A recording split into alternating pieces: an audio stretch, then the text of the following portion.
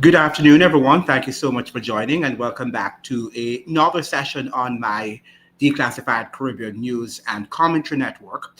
And today we're going to be looking at another interesting topic, Black identity debate.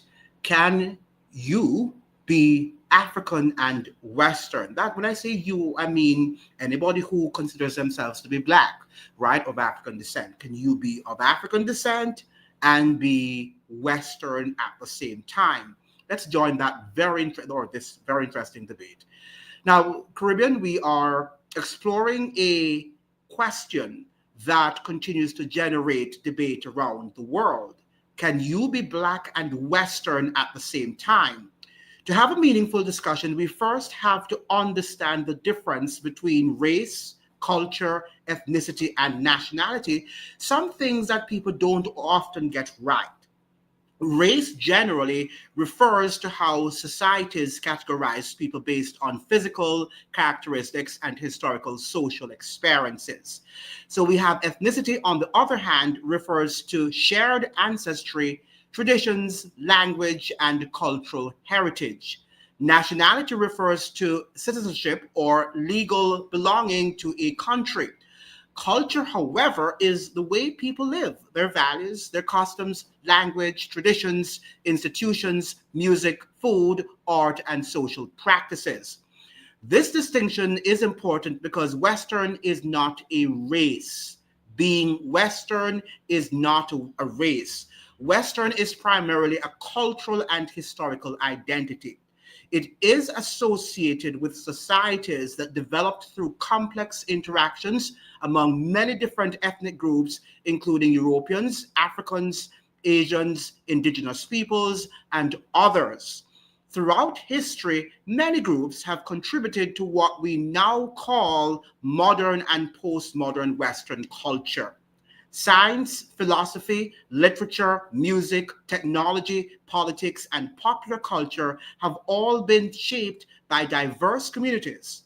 For people from the Caribbean who's migrant or who migrated to Europe, North America, or even parts of the Middle East, it is entirely possible for them and their children to develop a cultural identity of those places in which they live.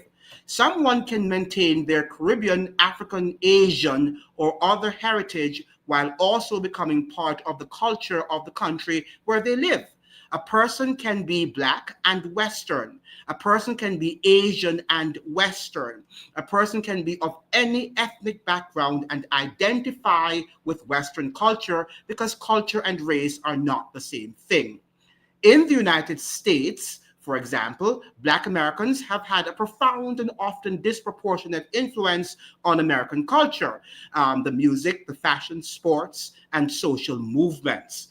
Many elements of the world recognized as American culture have been deeply shaped by that's African American creativity and innovation. Some would argue that this influence has also extended beyond America and helped shape aspects of global Western culture. So this afternoon, we're asking, are we limiting identity by confusing race with culture? Can someone embrace multiple identities at the same time? And what does it truly mean to be Black, Caribbean, American, European, Asian, or Western in today's world? Let's have a very open and clear discussion this afternoon. Now, we're going to be looking at this because it's a topic that many people are ignorant about, right? And they often speak without any education, understanding of what culture, ethnicity, race, and these things are about. Malcolm X and Martin Luther King Jr. both addressed themes related to Du Bois' double consciousness, although they did not usually use that exact term. They approached the question from different perspectives. Malcolm X emphasized Black self-definition and separation from oppressive systems, while King emphasized integration, equality, and transforming America according to its stated ideals. So we have here Malcolm X strongly addressed the psychological and cultural conflict that Du Bois described. He argued that Black people in Western societies had been conditioned to see themselves through the lens of European standards and needed to reclaim their own history and identity. Now, rejecting internalized racism, Malcolm argued that centuries of oppression had caused many Black people to undervalue African heritage. Reconnecting with African identity, his later travels, especially his pilgrimage to Mecca and visits to Africa, broadened his worldview and strengthened his Pan African perspective. He argued that Black people should define themselves rather than allowing dominant societies to define them, which we often do. And it's very ironic that sometimes we talk so much about white people and what they say and what they do not say. I don't care what white people say. I don't care what Western culture says. You should be able to define who you are. And oftentimes, Black people are so much concerned about what the white man is saying about him or her that they internalize these discourses and it winds up confusing you even more. Okay? Now, who taught you to hate yourself? That's the question that Malcolm X posed. His argument was that liberation required psychological liberation as well as political rights. Martin Luther King Jr., The Promise and Contradictions of Western Ideals, King approached the issue differently. He did not reject Western civilization. He argued that America had failed to live up to its own ideals. He frequently appealed to the Declaration of Independence, the Constitution, Christian ethics, the idea of universal human dignity.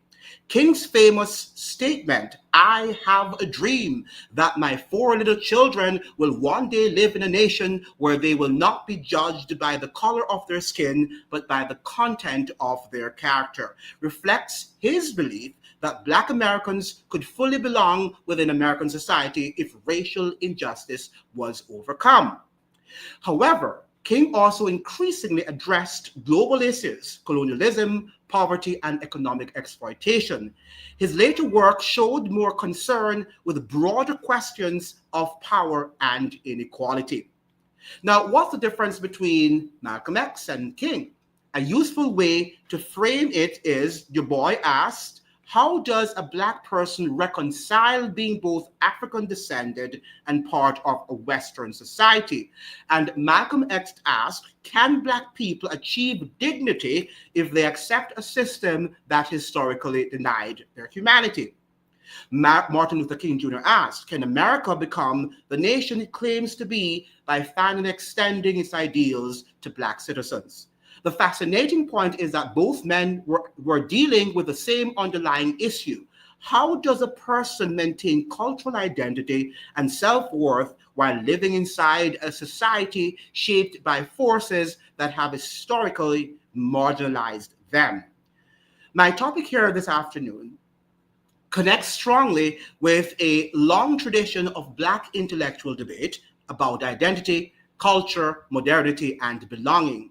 Many Black scholars have written about the tension and the relationship between African heritage and Western societies.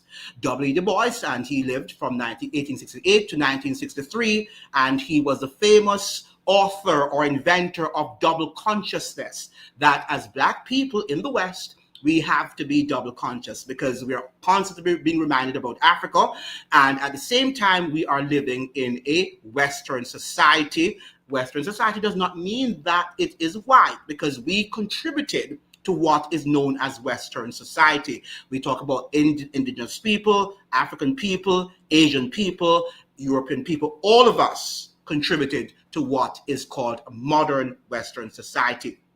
Du Bois is probably the most important scholar for this discussion. In The Souls of Black Folk, 1903, that was the year it was published, he introduced the concept of double consciousness. He wrote, and I quote, "One ever feels his two-ness, an American, a Negro, two souls, two thoughts, two unreconciled strivings," unquote.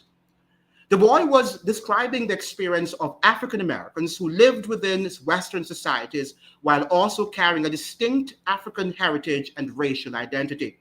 His argument was not that Black people could not be Western. Rather, he argued that Black people often had to navigate two worlds simultaneously. the culture and institutions of the West, their African heritage and historical experience of being Black. Du Bois himself was deeply influenced by Western education, classical literature, European philosophy, and American political traditions, while also becoming a major advocate for Pan-Africanism. Very important that we understand that. Let's look at another intellectual, and that is another Black intellectual, Frantz Fanon, and he lived from 1925 to 1961. And he actually looked at the psychological effects of colonialism. The Martinique-born psychiatrist and philosopher Frantz Fanon examined the impact of colonialism on Black identity in works such as Black Skin, White Masks, and that was published in 1952. Fanon argued that colonial societies often created psychological pressure where colonized people were encouraged to value European culture above their own. A major question in Fanon's work was, can a colonized people or person participate in Western culture without losing connection to their own identity? Fanon was critical of systems that made Black people feel they had to reject themselves in order to be accepted. We also have another intellectual, Black intellectual that is, Aimé Césaire, and this person was born from 1913 to 2008 and was very responsible for the foundation of negritude and Black cultural identity. Césaire, a Martinique poet and politician, helped develop the negritude movement, which celebrated Black history, culture, and African contributions. He criticized colonialism, but was also a product of French education and intellectual traditions.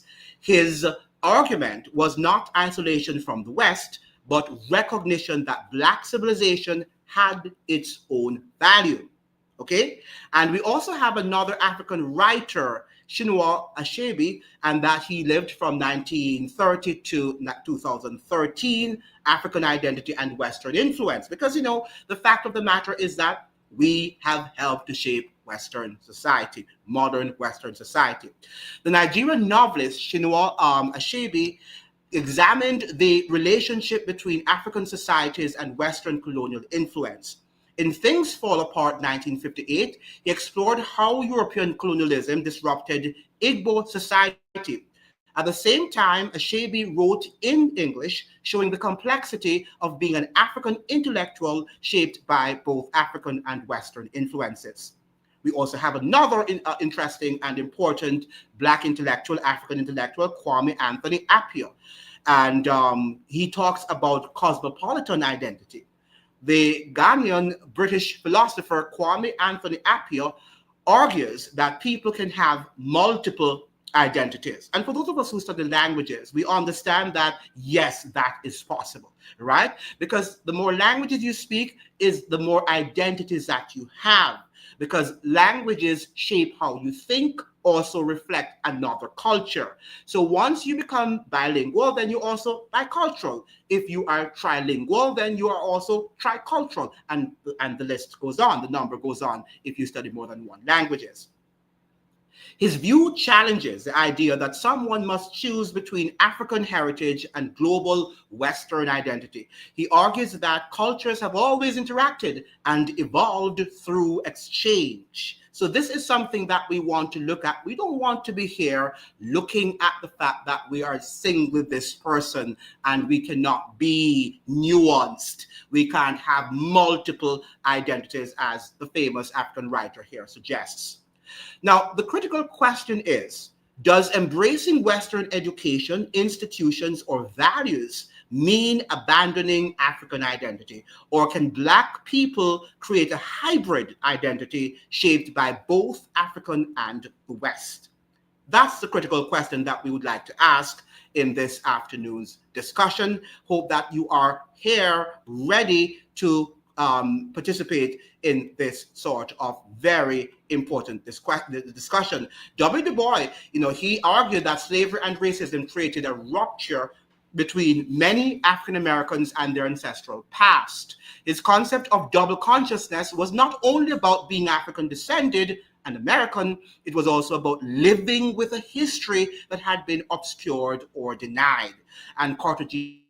Woodson, another famous African-American author, the historian Carter G. Woodson, known as the father of Black history, argued that control over historical memory was crucial because to some extent we've lost some memory of our past, haven't we?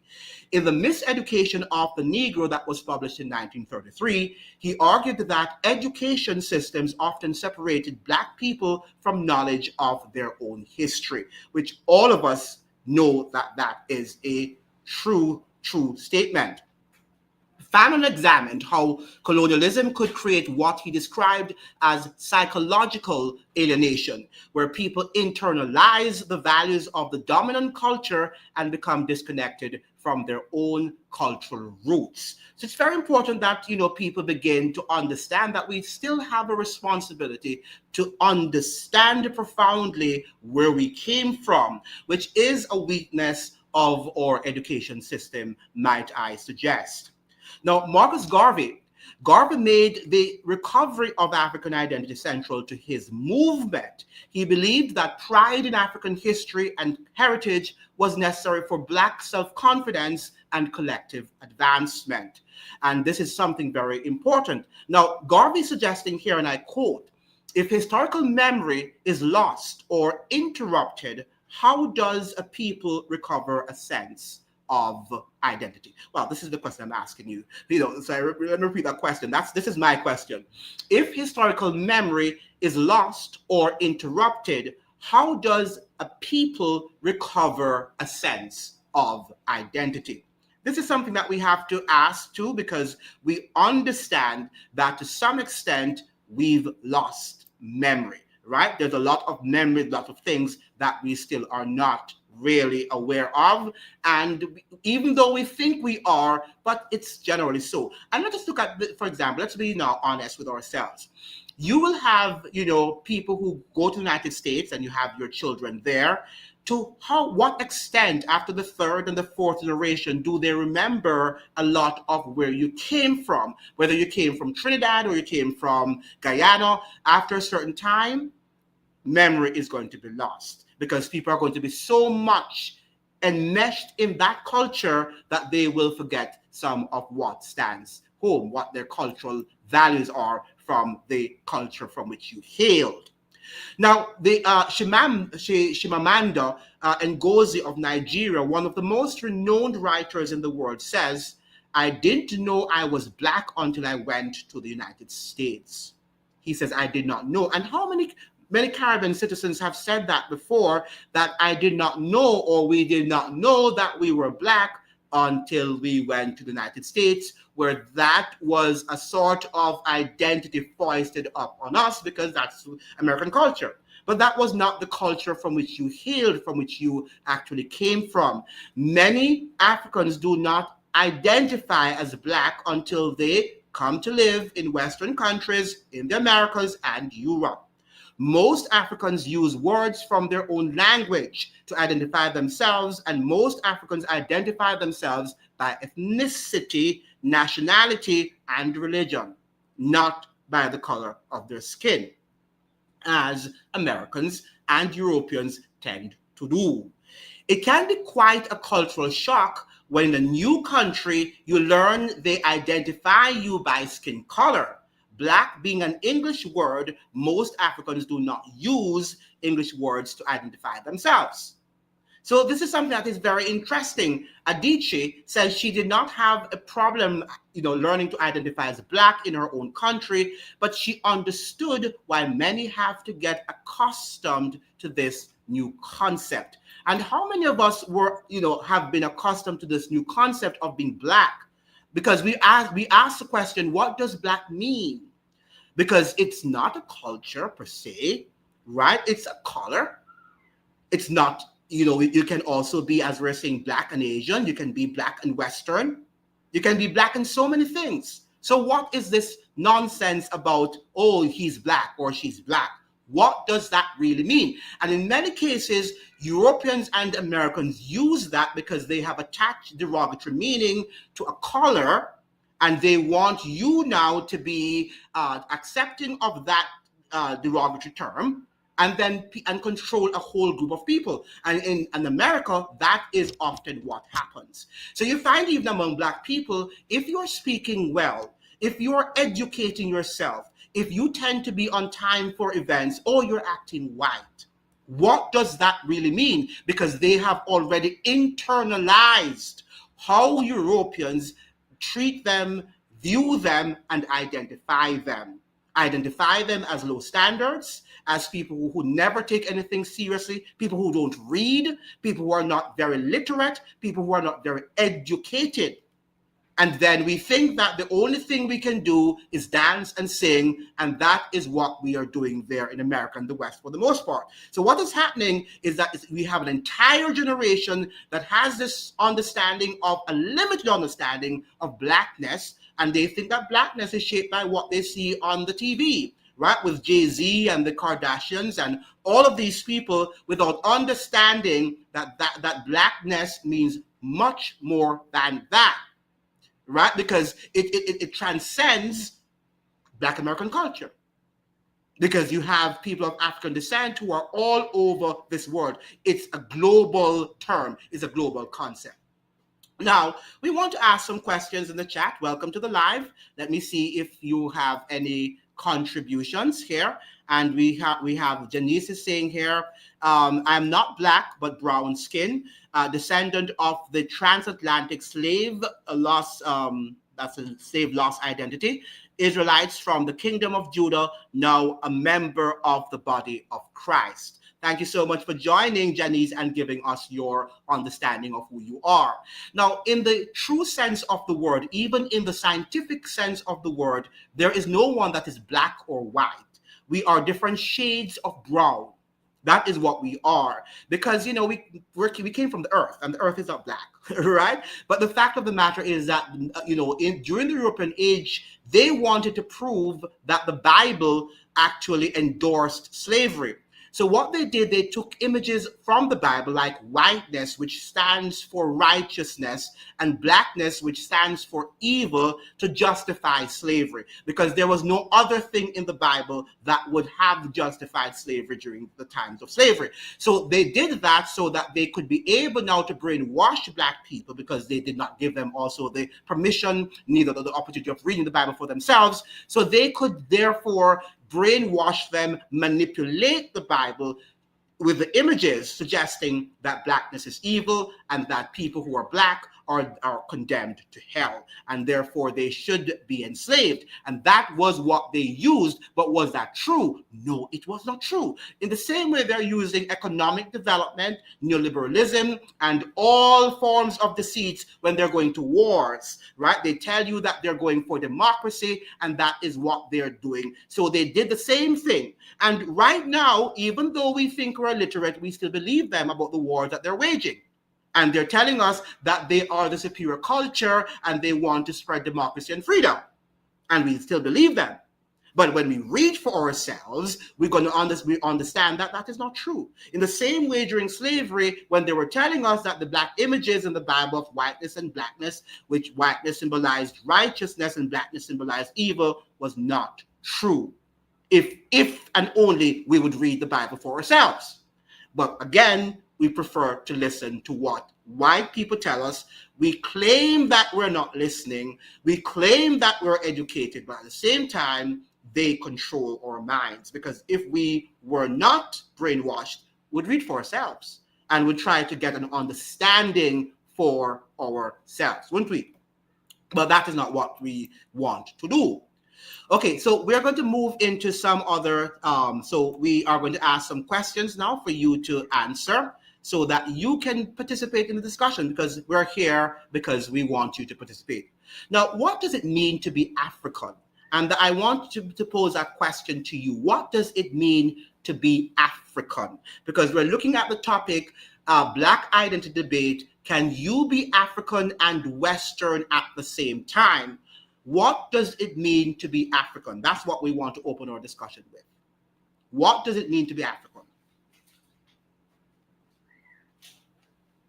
What does it mean to be African from your perspective, from what you understand, not from what somebody else understands? Because oftentimes people repeat what other people say and they don't have an understanding for themselves. And that's another point with Black people in the hemisphere too. We repeat everything that somebody else says, group think, and we are not able to think for ourselves. And that is too related because a lack of reading and a lack of critical analysis. So we tend to follow the group think. This is what the group says, and I'm going to do it. I'm going to follow, I'm going to dress like that, I'm going to speak like that, I am going to think like that.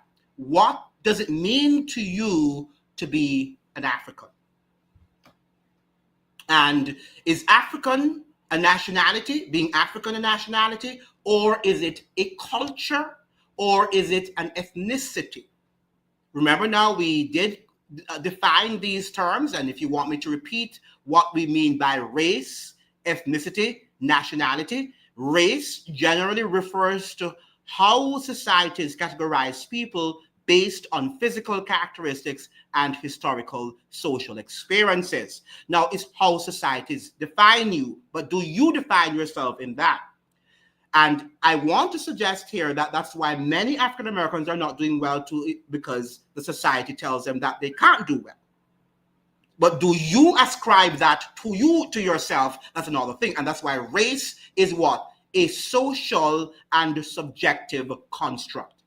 Ethnicity refers to shared ancestry, traditions, language, and cultural heritage. And nationality refers to citizenship or legal belonging to a country. Culture, however, is the way people live, their values, their customs, their language, traditions and institutions, music, food, art, and social practices. And this is what we are looking at. And many people do not know the difference among these words that we're talking about. Ethnicity, race, nationality are all often confused. Okay? Now, what does it mean to be African? That's the question that we're asking in this right now to open our conversation. What does it mean to be African?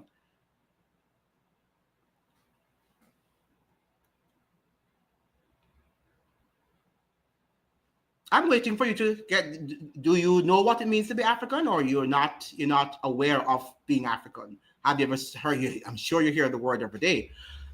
People use the term every day. African. So what does it mean to be African? Let's begin the chat with what does it mean to be African?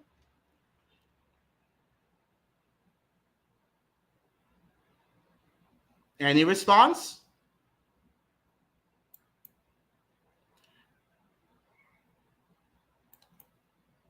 And are African Caribbean and African American experience viewed differently? Are African Caribbean and African American experiences viewed differently? And do these three different groups view African differently? Do they see an African person in different light? So are African, Caribbean, and African American experiences viewed differently? Do they view the term Africa or African differently? Would like you to participate in this afternoon's program, because this is a very important discussion that we're having, because in light of the ignorance that pervades as you go through the internet, so much ignorance that is on the internet in terms of the subject, that this is a very critical subject that we're doing at this time. And I think that's now. This should be teeming with participation and responses, since we have so many different videos on the topic. So you should have lots of responses. You're consuming those videos. What does it mean to be African? In your view, what does it mean to be African?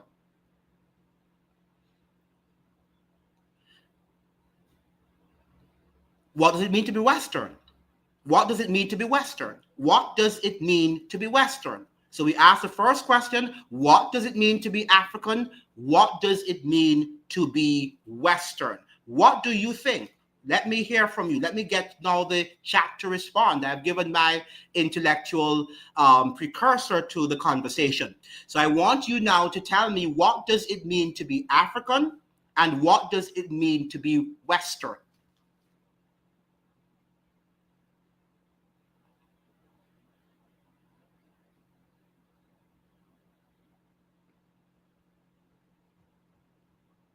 Let's put it in the chat.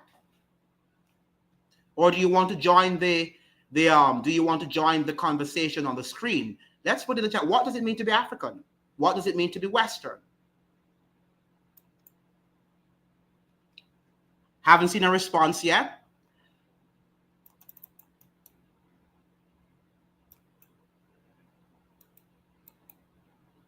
I'm sure you're intelligent enough to know what it means to be African and what it means to be Western. What does it mean to be African? And what does it mean to be Western? As you're coming in the platform, we're looking at these two critical questions. What does it mean to be African? And what does it mean to be Western? In your opinion, you're not trying now to get people to agree with you. That is your perspective. That is what you think. Because here we encourage critical, independent thinking, not groupthink, as we have here on our social media platforms. Now, we're asking, what does it mean to you to be African, and what does it mean to you to be Western?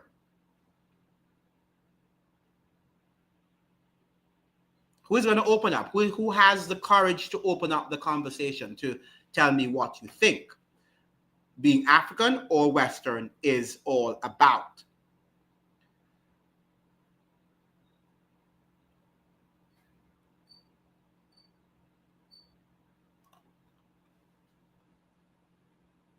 I didn't know you were that shy and that not understanding what it means to be African, to be Western.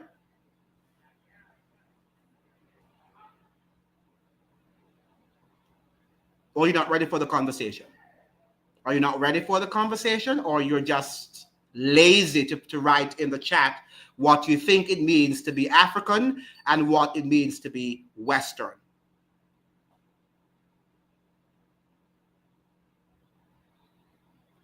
What does it mean to be African? What does it mean to be Western? Let's open the conversation. Trevor is saying that, oh, Janice, hallelujah. Yes, we're asking, what does it mean to be African? What does it mean to be Western? That's how we're opening up our conversation. Because if we don't have an understanding of these two terms, then we are going not, where are we going with the conversation? The conversation has to be rooted in a clear understanding of what Westerner means, or what does it mean to be Western, or what does it mean to be African. That is where we are moving the discussion to. Many people use these terms every day. Oh, you're acting Western. Oh, you are listening to the Western perspective. What do you mean when you tell me that you're speaking from a Western perspective? If you're just using words, you don't know what they mean, then that's a problem. Right? And that is what we're here to do. We want to clarify in this afternoon's program, right? What does it mean to be African? And what does it mean to be Western? I'm sure you're ready for this. This should be right now hot, right? Ready now to be discussed. What does it mean to be African? And what does it mean to be Western? Where's Lion Champion? He always talks about you're thinking in Western terms. Lion Champion, what do you think African mean? Or what do you think Western mean?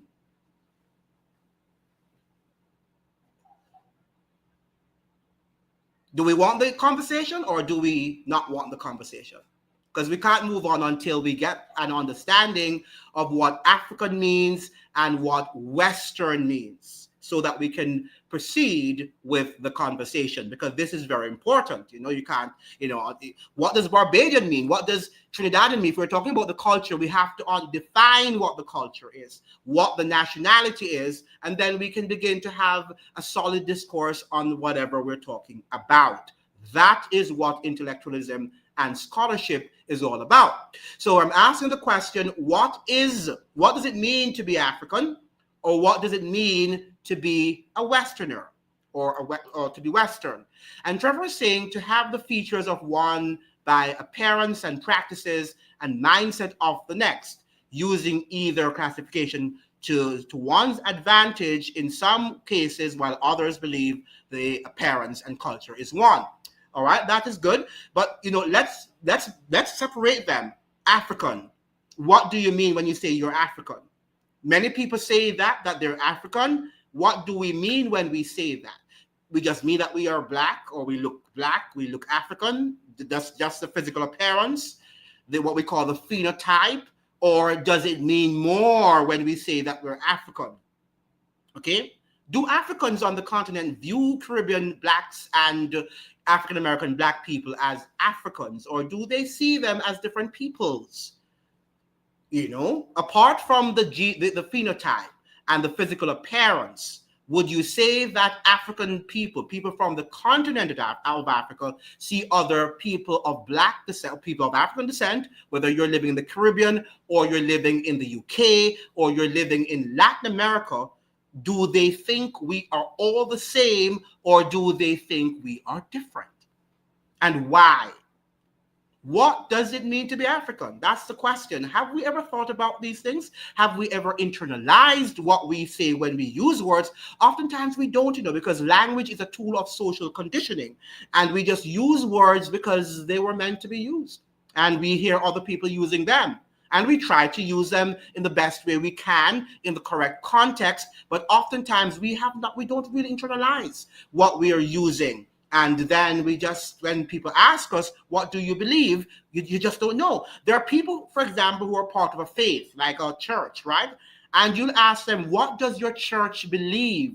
Can you summarize the doctrines of your faith? Many can't. Why? Because they're just a part of the church. They go to church every Sunday, or they go to church every Saturday, but it doesn't mean anything to them. It's just a cultural practice. And that's not education, by the way. That is social indoctrination, right? So on this platform, what we want to do is to make sure that we are a thinking people. So when people ask you a question, you know what you're talking about. You just don't say something because everybody is saying that this is what it's about. What does it mean to be African? What does it mean to be a Westerner? From your perspective. Or you don't want to have the conversation? Because I think we're wasting time here. Do we want to have the conversation, or we don't want this conversation? We want another conversation. Let me hear.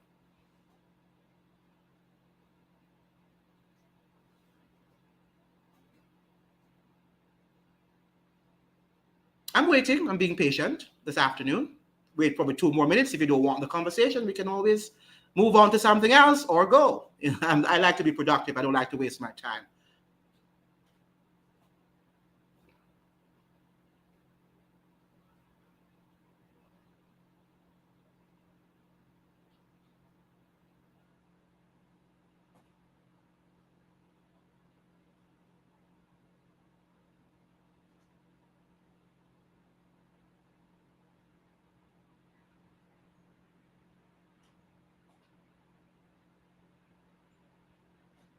All right, since we don't want the conversation, then we can go. Thank you so much for joining, and tomorrow we'll probably have a live that you are interested in. Okay, all the best to you. Ciao.